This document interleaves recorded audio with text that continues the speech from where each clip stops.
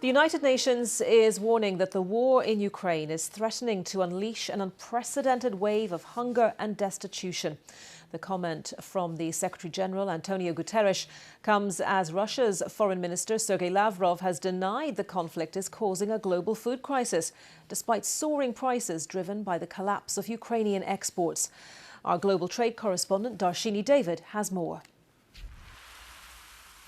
Ukraine's crops can usually feed 400 million mouths, but Russia stands accused of turning that breadbasket into a stealth missile. 90% of grain typically leaves by ship, but most is stuck in fields or silos, as blockades at ports slow exports to a trickle.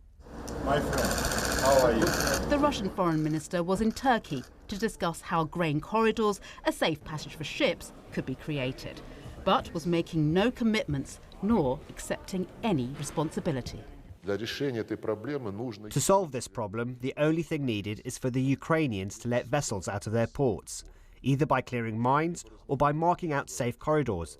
Nothing more is required. Ukraine is one of the world's largest exporters of cereal crops and oils. Before the war, 12% of global wheat exports came from Ukraine, almost half of sunflower oil, and it provided around 18% of maize exports. But with most of these being transported by sea, the amount being exported has slumped.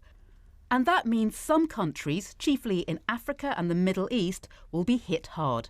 Egypt has been receiving a quarter of its wheat from Ukraine, Libya almost half, and Lebanon more than 60%. And taking a chunk out of the world's supply means prices have soared since the invasion, affecting every corner of the globe. Can a deal to get exports moving be struck?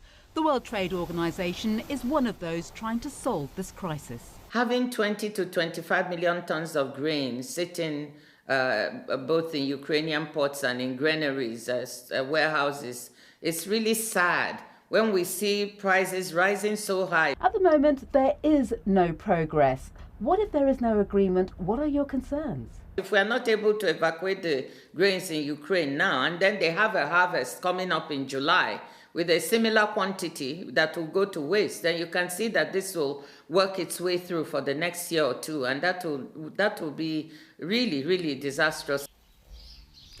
The clock is ticking. 49 million people are already on the brink of famine. A more prolonged humanitarian crisis could be looming.